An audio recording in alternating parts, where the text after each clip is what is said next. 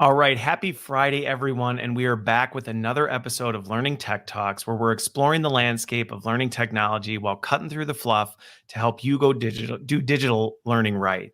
So today I'm joined by Wendy Hamilton. She's the Chief Executive Officer over at TechSmith, and they have a portfolio of products that I think most everyone who would be watching this should be very familiar with. And if you're not already, you will be by the time we're done here. And so we're talking about visual communication, simplifying that, but also really the role we play in learning and development and as instructional designers when it comes to technology. So if you're joining us live, go ahead and give us a thumbs up, share the post, tag in somebody who'd benefit from the conversation. And while you're at it, comment and tell us where you're joining from. Let us know where you're joining from. So I am joining, as always, from the ever beautiful Waukesha, Wisconsin. Wendy, you are in Lansing, Michigan, correct? Mm-hmm. Okay. All right. Is it warming up? Is it warming up there yet? That's my good news is I did not see snow outside this morning. Yeah. Okay. Well, I know it's still cold here. It's going to be cold for a little bit yet, but I think Sunday it's supposed to be in the mid 50s, which, as you know, from the Midwest means board shorts, flip flops, and time to go tanning out in the yard. So I'm looking forward to it. Absolutely.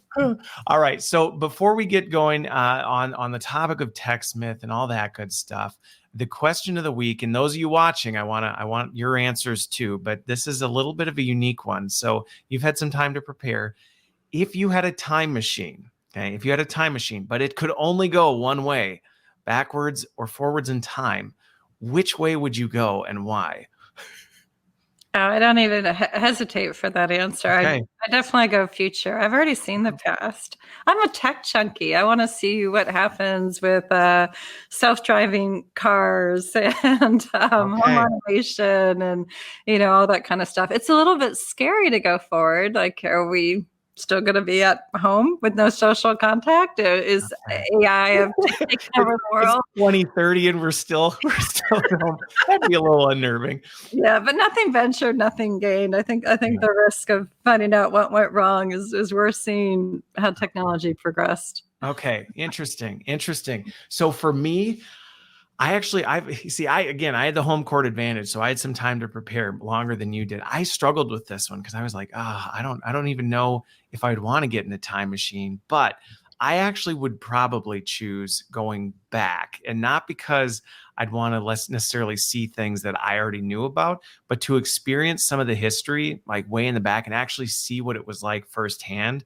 To me, would be fascinating. My concern with going into the future would be if I already knew where we were going to go, it would be less exciting for me to experience it firsthand. And I'm afraid I would be too busy trying to figure it out then when I came back to be like, okay, now how do I actually get ahead of that? So, but again, I think I spent way too much time thinking about it. It's supposed to just be an icebreaker question. I turned it into something different. So no, that's awesome. That is awesome. All right. So as we get into it, TechSmith, we talked about this a little before we went live. You've been the CEO for 4 years, but TechSmith has been around for a lot longer than that and was started by your dad. So with that one, tell me a little bit, tell everybody, because again, I think a lot of people are familiar with the company and the products, but what was kind of the story of TechSmith? How did it get its start and how did it get to where it is today? Sure. Well, it's been around actually quite a while. It was founded in 1987, so 33 years. In February was our anniversary. My father, learned electrical engineering when he served in the Army, which was basically made him a computer genius back then. Although I think he was a sociology major.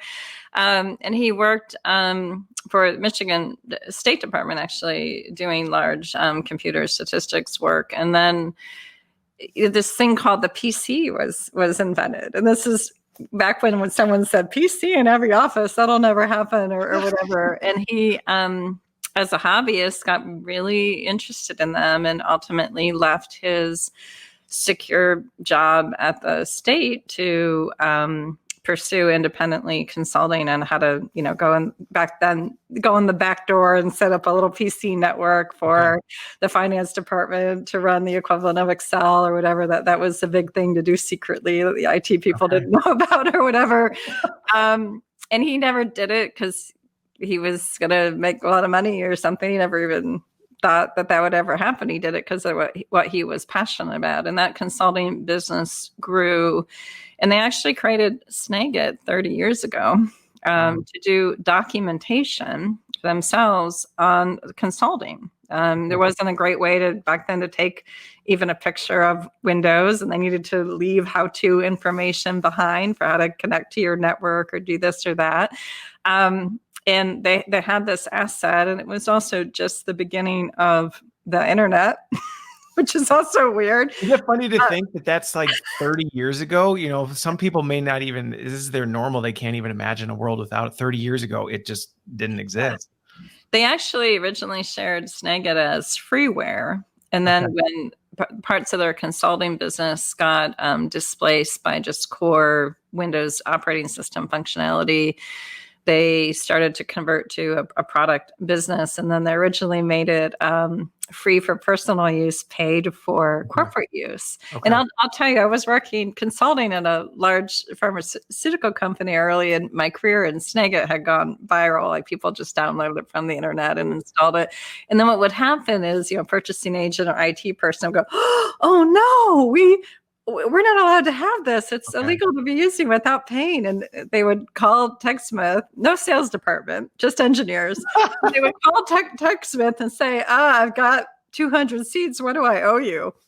That's how they became. Yeah. That's how it became that way. Yeah. Interesting. Okay. So Snagit, so TechSmith actually started as a consulting company that then Snagit became part of the portfolio. And then how did it go from, that to just, because now you've got more than just Snagit. So it became really a software company. That's really what you would consider yourself now, right? Yeah. Yeah. So for those who don't know, Snagit is a general purpose screen capture tool that's largely used to create how-to images or very simple videos explaining a process or, capturing some information. And then Camtasia was the next product, and it was a total natural evolution. And that's a full screen recorder video editor. Video editing studio, really. Yeah, yeah. And that came out, I'm guessing, I'm not actually sure, 7 years later after Snagit. And those two products are still the bulk of our revenue today, which is unheard of in the software industry too, that a 30-year-old product has stayed relevant. But there's always a new digital media pain point, and we just stay in tune with that and evolve to solve those newest pain points. And then we have an additional offering in lecture capture, which is quite important these days. We have the largest market share for academic lecture capture globally.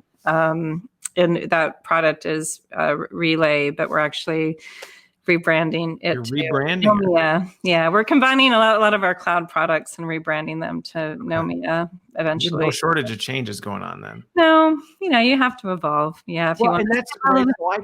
So I can say on this one, because I've used Snagit maybe not 30 years ago. I wasn't using it, but probably late 90s, early 2000s, I was using it, and looking at where Snagit has come from, right? What it was. I remember back when it still was a powerful tool, because to your point, back in the day, there wasn't a good way to even capture your screen, without it being clunky and all this stuff, which I got my start in software, and that was a nightmare, right? The product developers change something, you're like, oh my gosh, like I've got to go back and recapture all this stuff. And that's how I found Snagit was. But where it is today, I don't even know that you would just call it a screen capture tool anymore. It can do that, but the capability is far more robust than simply, snippet from Windows or anything like that. Yeah. We have we still target very simple uses. We just don't want people to get frustrated or cause confusions trying to explain something to a coworker or customer about how something works, right? What's changed is people have do that even more professionally. They want to be quick but look professional, and that's really where we target. Yeah. Well, and that's what we talked about a little bit is, before we came on, was the fact that there are tools out there that are more robust, maybe more, can do fancier some of these things. But even myself, sometimes it's like, I don't need to take the Ferrari out of the garage. I'm fine with taking the Chevy because it can do everything I need it to do. And it's much easier. So with that one, right. So that's what Snagit is. Then we've got, then Camtasia came along, and that, was for screen recording. Folks who are watching, I'd love to know how many of you are familiar with this stuff, because that's how I used Camtasia. And actually, Snagit didn't used to have video capabilities, right? That's relatively new, isn't it? Yeah. I remember back in the day, and now I can't believe I'm saying that, but back in the day, it was like Snagit was for pictures, Camtasia was for video. Yeah. Now Snagit can do both, right? Yeah. The video application for Snagit is kind of one take videos that you're not going to edit. You're just capturing this conversation right now and setting it off. Yeah. Okay. And then Camtasia is a full nonlinear editor and transitions, and you got the layers and right. Yeah. There's a ton of stuff, which we can start talking about some of this stuff in the context of how this is changing the role of the instructional designer. But I know officially it's not official, but there's some changes coming to Camtasia, right? Am I not mistaken? Yeah, our next major release, Camtasia 2020, is coming in 4 days, the 28th. Yeah. 4 days. All right around the corner. I know I'm excited about it with that one. So for people who are watching, if you're a Camtasia user, there's things right around the corner. So with that, let's talk a little bit about two things. This kind of leads me to go two places. One of the things that I've always found valuable about whether it's TechSmith products or just kind of this concept, and I think this was maybe more what your dad was trying to get at, was when it comes to software, one of the biggest things people need is these resources, right? They don't always need formal training. Like, I don't need an e-learning on how to put in an expense report. I need a resource that just walks me through the steps. And I think that's one of the things that, as instructional designers and learning professionals, and honestly, even non-L&D professionals, because that's not even your only target audience, correct? Our audience is anybody who needs to create an instructional video, period. Okay. or just even a image or something like that, a job aid, right? Mm-hmm. Okay. So with that, I'm curious, as you talk to customers, as you talk to people out there, how do people make that journey? Because I think sometimes with L&D, that can be a little bit of a bumpy road, because it goes against kind of the way we've been taught in the academic sense. But software, it seems a little more natural, I think. But Mm-hmm. Do most of your consumers use it for software? Or are you seeing people use it in different and creative ways? There are tons of uses, but we aspire to do two really well. And one is academic lecture capture, general lecture capture. Okay. And there, the issue is engagement of the professor. The Ferrari looks nice, but people also might be a little afraid to drive it for the first time, if it's their first time driving. Yeah. So how do you make it really easy? And the other is technology training, software training or software documentation. And there, the general issue usually is pace of change. And it is still speeding up that pace of change for software. So instructional designers play a different role in that. They need to design, not create. They can't.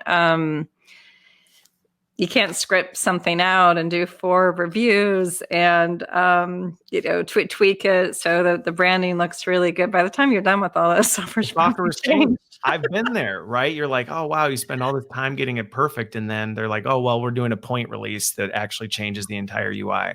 Yeah, and the needs are different of the customer. I mean, I, it's a challenging position to be creating customer education content for a software company. Like marketing wants it to be primarily focused toward net new acquisition, and support wants it to be, prevention of issues, so you don't need to call them. Product management wants it to be get people using these key strategic features.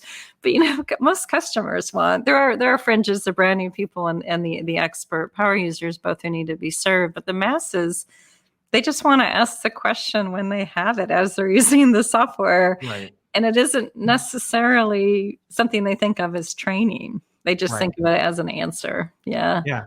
Well, and I think that goes back to this whole, formal learning versus performance support, which is, I mean, and I think sometimes I see this, kind of be almost an argument in our industry is like, well, performance support is king. No, formal learning is king. It's like, well, there's really not a right answer to that question. It's more, what is the problem you're trying to solve? And in software, a lot of times it's performance support. I mean, people really truly just need to know, how do I go through this process? And so with this, because the other thing is, we talked a little bit about how, it's about making it easier, which sometimes can feel a little uncomfortable or threatening to, people in the L&D space of, well, do we really want SMEs creating content? Is that a safe space? They aren't formally trained in instructional design. What happens if we give them Snagit and they create a job aid without our approval? I'm curious, I've been part of these conversations where you're like, well, I think we'll live, if Bill in accounting makes a job aid and doesn't have to come to us with a formal training request. But that's part of the mission that you've done with this, right? Is to democratize that. Yeah. No, absolutely. I mean, we, again, everybody has knowledge to share. I mean, whether you've sort of solved a problem with the fastest way to put something in your expense report and you want to share it with your coworker, or you're sharing knowledge on YouTube, or you're a professor, and none of those people necessarily have an instructional design background, and they're not going to. But what we see and what we've actually tried to do in this Camtasia 2020 release is to figure out how to improve the working relationship between the instructional designer, who can design the process, design the framework, and how they work with the SME, who has the knowledge, but maybe isn't comfortable even producing videos at all, or it's not really a big part of their job, right? So what we've done in this release of Camtasia is two things. One, we've really focused on this ability for someone like an instructional designer or a team lead, or internally we call them sheriffs, to create. I love that. Yeah, to create. To encapsulate everything that they might need, a template with placeholders and presets and libraries, encapsulate that into one file, and then to push that file out to deputies or SMEs. And they literally just have these guardrails, and they can just come into these placeholders and replace media. And then there's a whole other set of features, which is a long list. And I know you were looking at the beta, so you know them better than me. I know, right? I've been playing around with it. I know. Yeah. So there's just other features to try and make the workflow as efficient as possible for the individual user. So high throughput recording and magnetic tracks and track mats and some audio improvements and a whole bunch of things I'm going to forget. So someone's going to be mad at me that I didn't mention them right now. Marketing's going to be like, Wendy, you didn't say this feature. No. Okay. Well, and I think, and this is, so what we're talking about here, and I think this is something I've seen over the years, is the role of L&D is changing. And I think that creates some discomfort for people. But I think on the other side, if anything, I think it's elevating our role if we do it well. To this point that you brought up, I think in the past, sometimes we've tried to be the gatekeeper of content. We've tried to be that gatekeeper, which especially in especially in software. I mean, it's this way outside of software, but in software especially, the pace of change is way too fast. It's way too fast to be like, you can't have a job aid unless we create the job aid. You can't have a video unless we create the video, because you'll always be playing catch up. But that doesn't mean our role is not important. And I think it's interesting where Camtasia 2020 has gone, which is you look at the subject matter experts and they don't necessarily have the same skill set we do. And I feel like learning is vastly misunderstood. It's the most misunderstood profession out. Well, I won't say the most, but right. I think a lot of people just think, well, you make training, that's all you do. And I think there is an art and a science behind, how you do this. And that's what it sounds like Camtasia has done, is it said, as an instructional designer, your role isn't necessarily to produce all of the videos, but your role is to architect, using your skill set, what are the important components of video, and pass that out. Is that an accurate summary? Yeah, absolutely. How do we encapsulate everything we know about how we want to provide information to the user, and do that consistently and logically, even when you're working across a large numbers of SMEs. But also, like, the other problem is, like, the SMEs aren't always that willing, right, to take their time out and share it. So you need to make it almost like paint by numbers for them. It's not always that the SMEs are clamoring to create this content, but it's needed. And so the instructional designers are playing this role to make that as easy as possible. Okay. And so with this capability, and I know we're kind of digging into 2020, and we don't need to go too far into it, but with this, it's simplifying it, and I've played around with it a little bit. So you're creating, a lot of what you're doing is creating, right, the stuff that a SME, not only, like you said, because they may not necessarily want to, but they may not have the skill set or the capability to know how to create, right, these transitions or create these animations and things like that. They may know how to put a screen capture of them doing something in, but that may be the extent to their skill set. And by templatizing it, you can say, hey, these are the components we need you to do, but you're the expert, do that. But we're lifting the rest of that for you, correct? Exactly. And it's not even, they don't have the skill set. It might not be the best use of their time, right? True. Like, you might be this expert in one thing. You just need to share that expertise. You don't necessarily need to worry about how to make it engaging or consistent or findable. Okay. Yeah, that's a fair point, right? It's not necessarily that they couldn't do it. It's just when you're going to SMEs, their time, I mean, they're hired by the company to do a specific thing. You don't want your top software engineers spending all their time creating training videos, because that's not what you hired them for. So how did you, I'm curious, so this is a fairly robust new tool set that you're adding into it. What was the genesis of, hey, because again, you said Camtasia and Snagit have been around for a long time, and it continues to just evolve. What was the pain point you saw in the industry that you said, hey, this is where we need to go to keep this product relevant and actually meet the needs? I'm curious. Yeah, I think if you look at tools in the learning space, learning tech space, like Camtasia is already relatively unique in that it has never targeted professional instructional designers or professional videographers as their key audience, right? They really, from day one, it's always been about democratization, about anyone. The thing we realized in all this, and we have clients with site licenses for Camtasia, and is that we really weren't we were always thinking about that individual user, like that's sort of how we grew up, and that's what we think about, and that's what we're passionate about. Okay. But we weren't really thinking about the ecosystem of how it's used. And we had one client in particular that was trying to evolve their technical sales staff to use videos with customers, and they were trying to like give all this information about how to do it, but the information didn't show up in the product, right? And that was really the gap. Okay.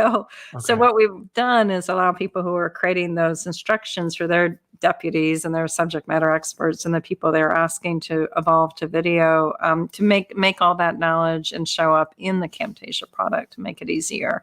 And we have more to do. I mean, everything's incremental, but we're pretty excited about this release and excited by the reaction we're getting from those customers. Yeah. Okay. So with this, right, because I do think it's an important, if you look at use cases for this type of stuff, I mean, it's not just software. I mean, I can tell you over the years we've done, and I think video, you hear it all the time. Video's, becoming the big thing. Well, not becoming, it is the big thing. And I think there's a lot of initiatives in companies, not just in L&D, to do more with video, right? To do more with video. But to your point, not everybody's necessarily comfortable with video or their time is best spent with it. So how do you go through that and actually kind of simplify it for folks? But there's some challenges that presents, and I'm sure you've seen them, but have you seen organizations that are moving to this model, trying to almost empower the SMEs or guide the SMEs? I can share some perspective on my side, but I'm curious if you've seen, you're very customer centric at TechSmith. So obviously these people come to you for these things. So what kind of hiccups or hurdles have you seen that you've had to mitigate with that?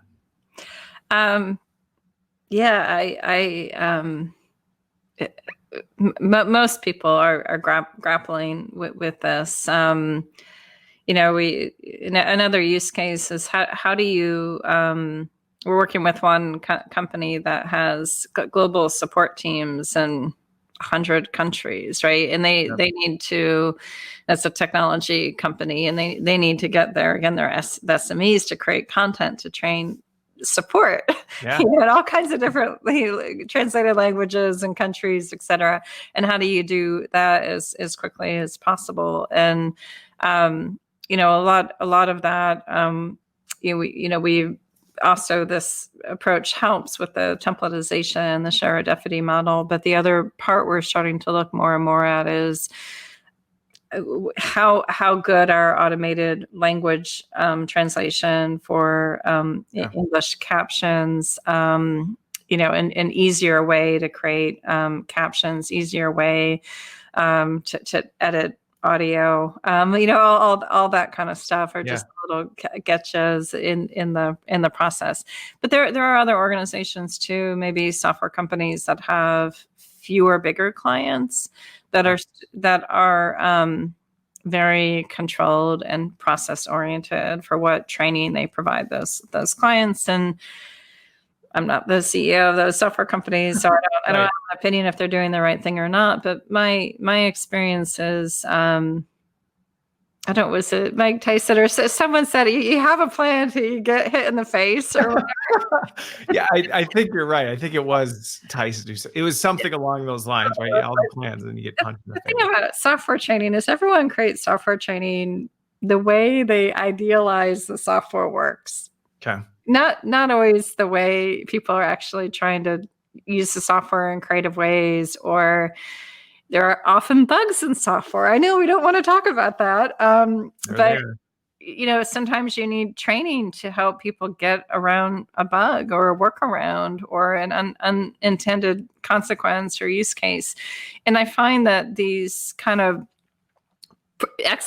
search of excellence, this perfect controlled software training isn't really perfect if you ask the customers, because again, they need what they need. And if you can't turn around that bit of help, as you said, performance support pretty quickly, you're not serving them. So I think there's still more flexibility that's needed in the industry to really look at their customers, and are their customers really getting what they want, not just onboarded them after I sold, but a year later, are they really using the software or the capability to the max and are happy?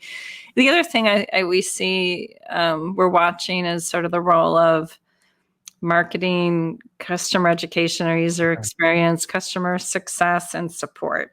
I think it's a shame that some of our clients were seeing quite a significant amount of siloing when it comes to creating content for technology and software, and actually we do it ourselves. We're trying to break down some of those silos.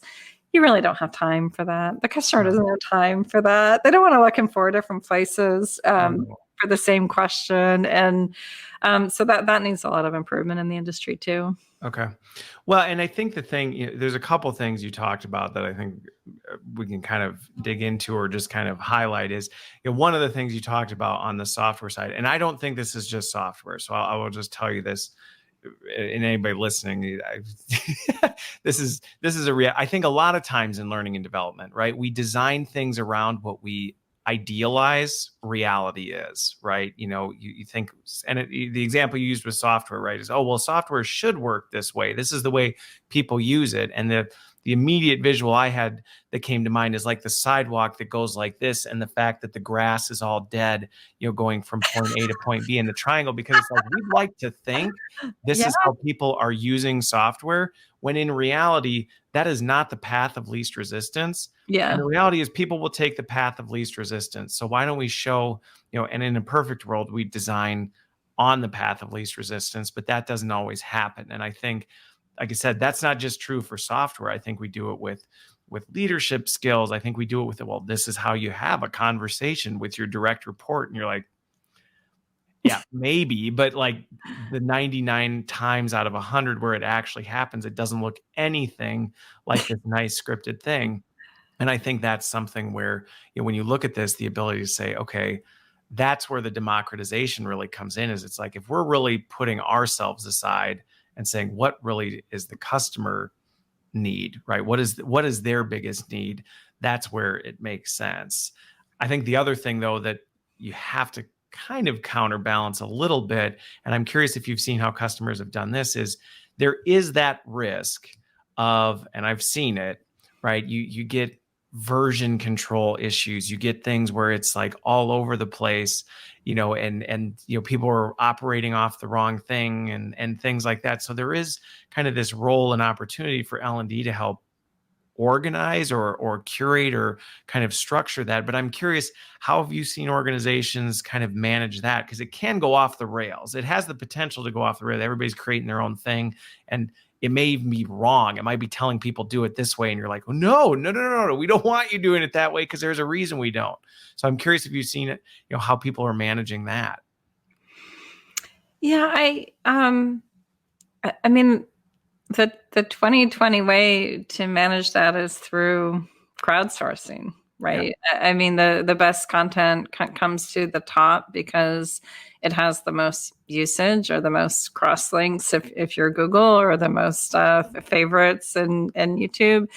And I think what works, why the web is still usable in the public, content domain, has lessons for the private content domain that need to be shared, that are much easier than trying to audit every piece of content and deciding if it's useful. I mean, let your consumers, crowdsource, leverage your engineers, leverage your tech support people, to basically upvote or downvote content that is relevant through a variety of means.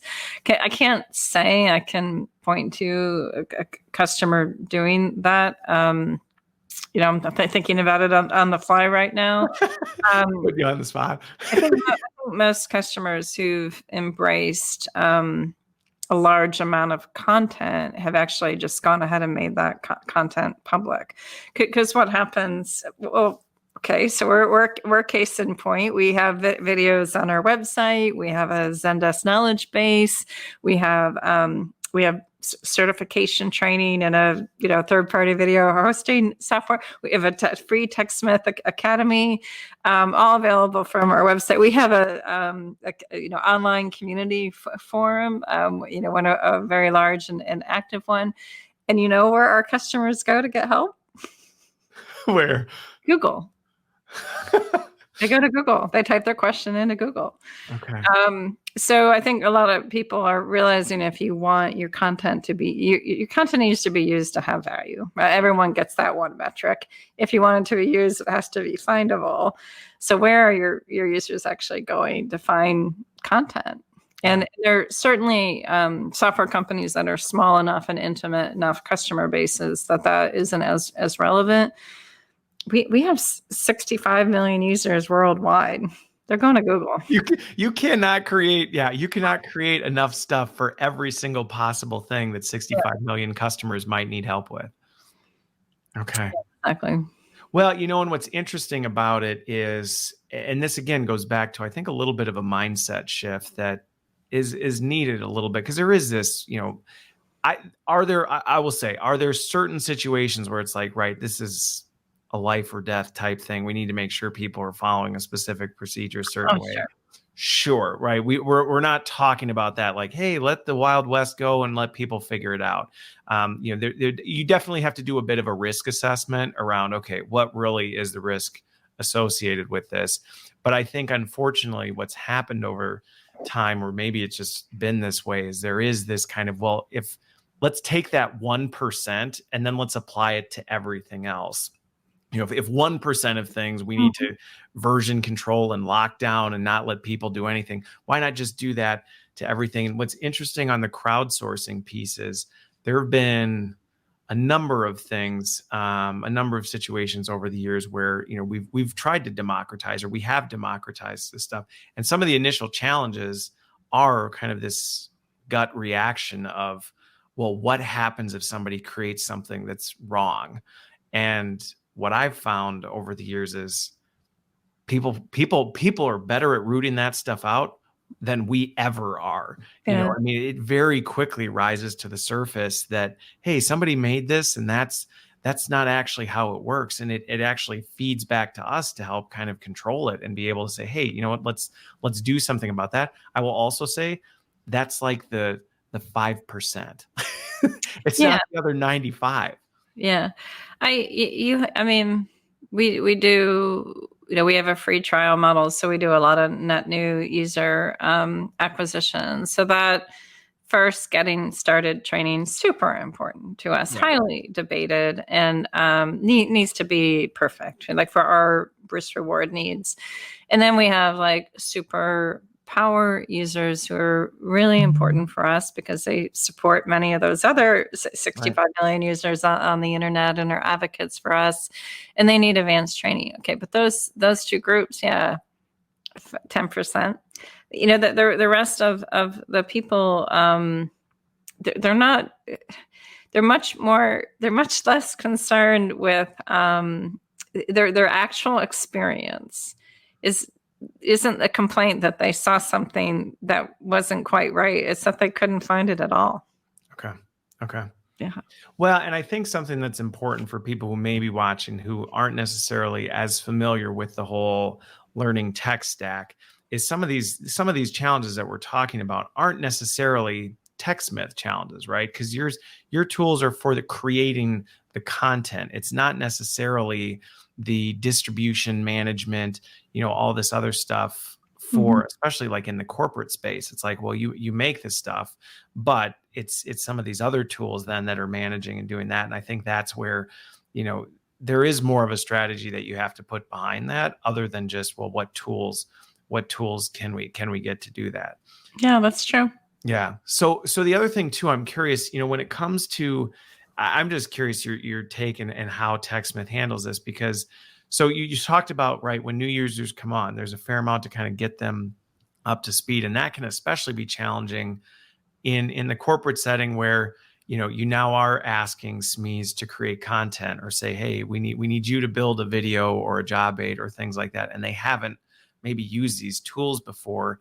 How have you supported organizations, or what's your recommendation for people when they're doing this? Because it can be a little terrifying for an L&D org to be like, wait, we're asking a whole bunch of people to start using Camtasia, and maybe they've never made a video in their life.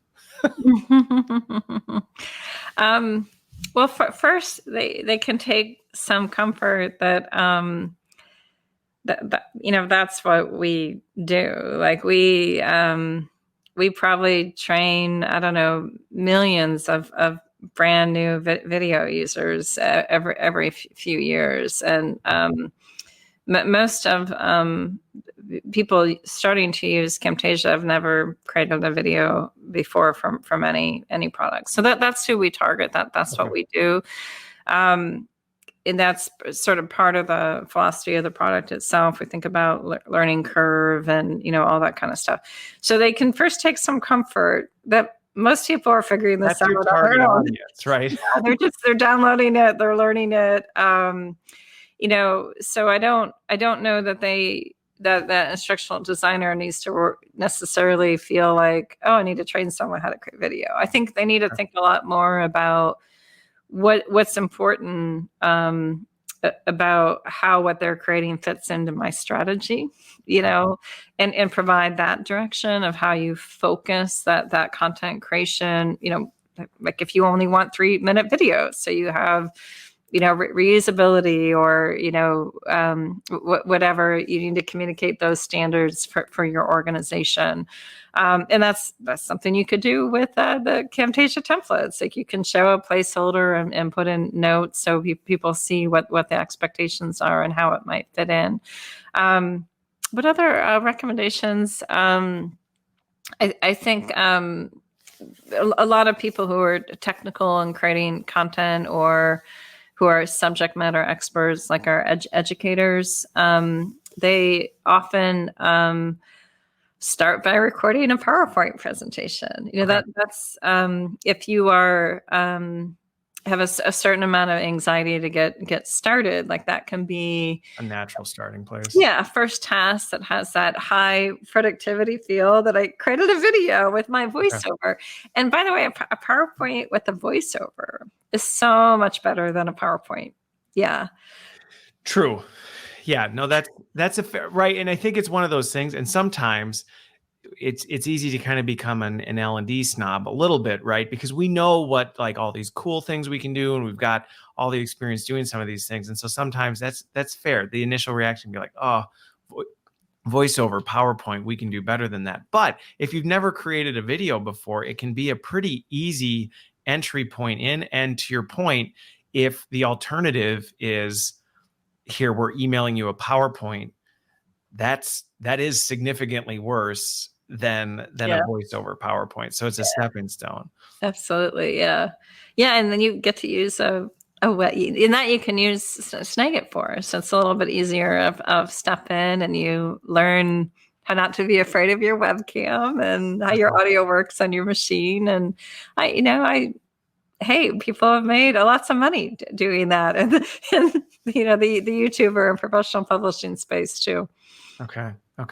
Yeah. Well, and I think that's something that, on our end, as we look, because the reality is in learning and development, our role is changing, and we have to look at the masses. If that's not incorporated into our strategy as part of our content strategy, we're going to be behind, because we need to be able to incorporate some of those things in and bringing them up to speed. While you may not, have the high end flashy content coming out of the gate, I've seen it personally, right? People who started creating a voiceover PowerPoint, and then they discovered, fade. And then they discovered how they can, do a little animated intro on the front. And you start to see that evolution of, you went from, a rough voiceover PowerPoint to, hey, actually created some pretty interesting stuff over time. I'll share too. We're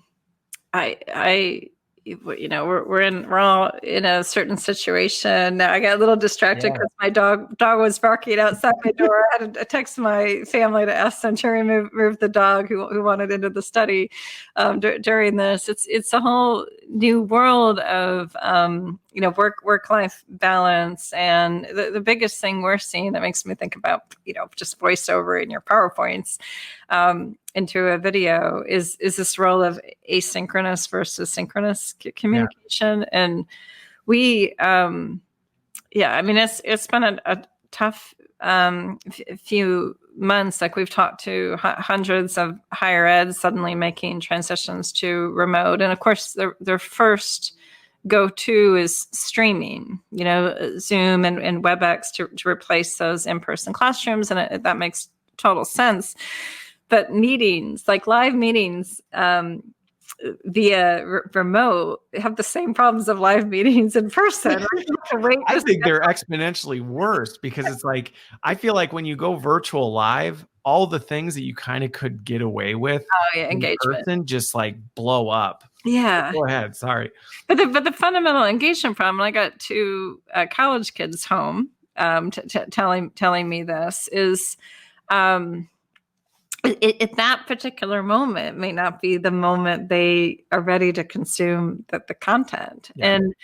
And just mentally, right? Like you can shame and blame people for not paying attention, but yeah, people have other stuff on their mind, or they might be distracted or tired or whatever. And when you record that presentation and you trust them to view it at a time that they can absorb it when they're ready and interested and motivated to absorb it, it's better. Like both have pros and cons, but it leaves fewer people behind, right? Yeah. If you have that recorded lecture, that recorded PowerPoint presentation, and you can get it out faster. You don't have to wait for people to be available for a meeting and none of the people are always show up anyway, and those people get left behind, and you still have to figure out how to engage them. So I think there's a pretty big role to stop doing one-way lectures, like presenting a PowerPoint live, and record those and kind of discuss those asynchronously and test the knowledge of those more asynchronously these days. Yeah, I think that's where things are going. Well, what's funny is on that topic, while we're moving to this and discovering a lot of this stuff, a lot of this stuff is, we've been saying this in L&D for a long, right? Sage on the stage, guide on the side, like this, all these like instructional design concepts, L&D concepts have been out there. That's one of the things that's been interesting about this whole crisis is it's almost been like a wrecking ball that's exposed a lot of the things we've maybe known, but haven't been willing to take forward. And it's interesting. Last week, I made this comment and somebody reached out and I had to clarify was that, I mentioned the fact that from my perspective, live is the actual worst way to deliver content. It's the most inefficient way to do it because from a content consumption standpoint, all the points you mentioned, it's like not everybody is on the exact same page. Now, where it can work is if you're in a one-on-one tutoring environment, Sure. then fine, right? Because you can truly adapt. I'm talking with Wendy and I can tell Wendy's having a hard time. So we're going to revisit that concept. Well, now you have two people, your time split. Now you have 5, 10, 15, right? Immediately that becomes a problem where delivering the content is extremely inefficient to do it live. And I think that's where some of these tools, like that you've created, that others have created as part of their strategy. It's like, well, let's democratize content. Let's get it to people where they need it, the way they need it, and they can consume it how and when they need it. Then let's use the live time to do the things that you can't do asynchronously as well, like solve problems, like collaborate, things like that can be a little bit more challenging. So it's an interesting point you bring up, and I would completely agree with it. Are you seeing that? Are you seeing that, especially because I know a large part of your market, maybe, or a growing part now, if it wasn't before, is academic settings, correct? I mean, are you seeing that more? Are people starting to adopt this more asynchronous model? They're starting to adopt it more in asynchronous settings. It'll be, in educational settings. It'll be interesting to see what happens with K through 12. Like my college kids who are studying from home, primarily have Zoom live meetings. But K through 12 in Michigan, we just came back into session, and they had made the decision not to do that, mainly because of the impact of parents and you need more flexible scheduling, being home with the kids, and everything is asynchronous. And again, not that I would wish that this would continue and hope that it wouldn't, but you have to wonder, do these organizations need to be more prepared for something like this in the future? And, what do they need to have in place for continuity of learning in an asynchronous setting? So anyone who uses our products is doing them asynchronously because we create video, right? Yeah. But I'm not sure it's as much part of the strategy now as it'll have to be after something like this, in a couple of years from now. Well, and what's interesting about it, because I agree with you, right? I mean, this is something that we all need to be preparing for. Not even that it's necessarily, oh, when's the next pandemic coming? Even though people are like, well, there's another one coming, wave 2, wave 3. I mean, all that good stuff. But I think the part that we haven't always taken into consideration is the fact that whether there's a pandemic or not, people do miss out on opportunity for other reasons, which is why we need to think about this, right? I mean, in the academic setting, you have a sick day, you just missed the entire day. There is no, like, when you're sticking to just the true synchronous classroom setting, it's like, well, what happens when you're too sick to show up? Like, you missed out on all of that. And I think that's been something that for me personally has always been a big driver of, it's not that we're trying to kill the classroom or the live stuff because it's bad. It's because it's more limited. It's more limited in terms of who you can reach. And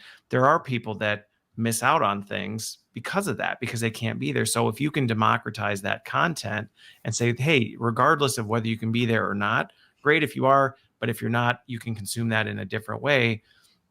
That's just better for everybody. That's not a one way's good or bad, I think. Plus, that way, if they're sick, they don't come to lecture hall because they can make it up. Right.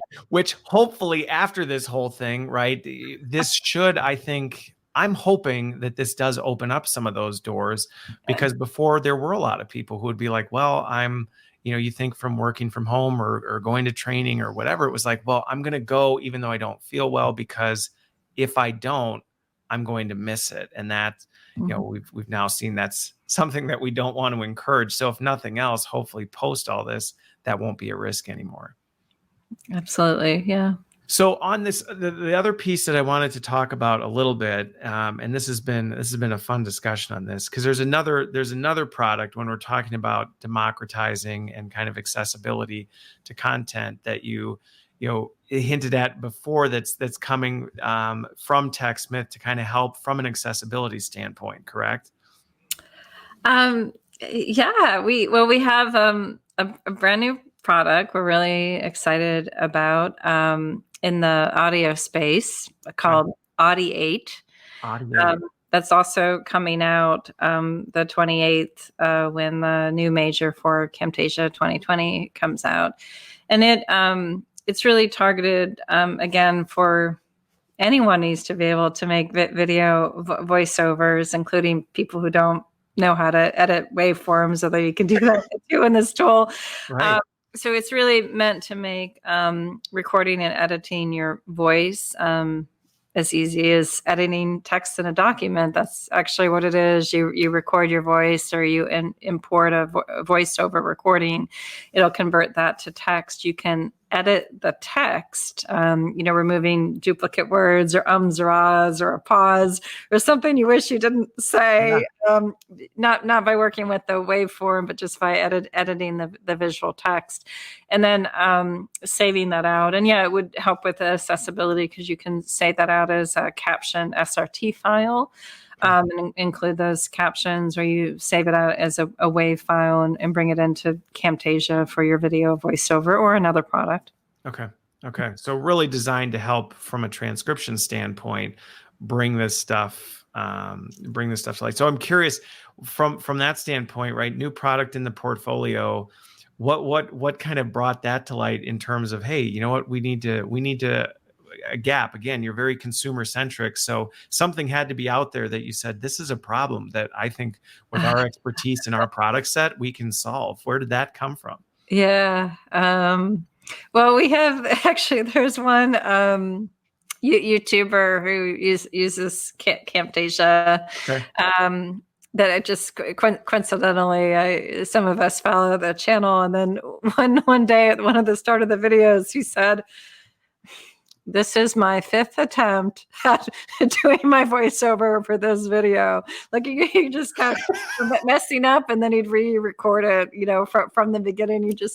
Your heart goes out to me. You felt the pain watching it. You're like, we've all been there. No one talks about it. Everyone does it. So we did, some surveys, and we found out, audio is just a huge pain point. And again, like all of our other products, we're not trying to target the professional musician. We're just trying to target the average person who's trying to share knowledge with a voiceover. I'd like to make that easy, get to that professional sound as easy as possible. Okay. So that's what's motivating us. Yeah. Okay. Well, and I think, I've seen a number of folks in our space now that, have, so it sounds like, right, it's solving that problem, which I think is huge. It's a problem nobody wants to talk about. Everybody would like to pretend like, oh yeah, that video I created, first take, perfect. And you're like, no, it didn't. You were umming and on and stopping and hitting pause and re-record 300 times. You just don't want to admit that that's what happened. So I think, I can see it in that sense, really being a problem solver. But I think the other thing that is really growing is, one, with more and more people creating content, there is, from an accessibility standpoint, there is this misunderstanding that like everybody can hear it, right? That if you're creating a video, everybody can hear what's being said. And that's not the case. And from a functionality standpoint, not everybody's always watching content where they can listen to it. I think that's the other thing. So even just pragmatically, you might be watching a video on the subway or, wherever. And I've done it, you're sitting there and you're like, I don't really want to have the volume up. I just want to be able to read what's being said. But then you have other people who truly can't hear it. I mean, they just can't hear it. And I think that is a gap that has been overlooked in the video space for a long time. Well, obviously a big part of our business is education, and we have been working on ADA standards as part of our lecture capture solution for a while. So we've had caption editing as part of that. It's very important to us.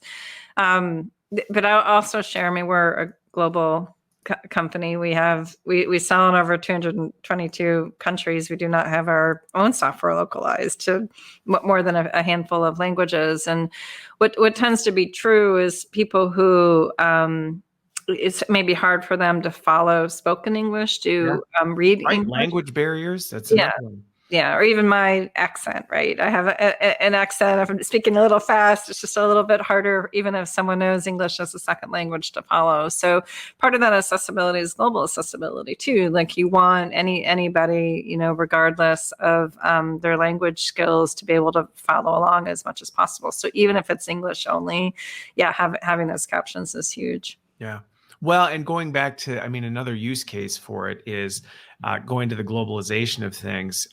Translations can be challenging. And I think being able to get that in text format, even if the audio is not in your native language, being able to translate at least the transcript of it to your language makes it easier to follow along, with what's going on and things. And again, it's all about democratizing content to get the greatest use for the betterment of everybody.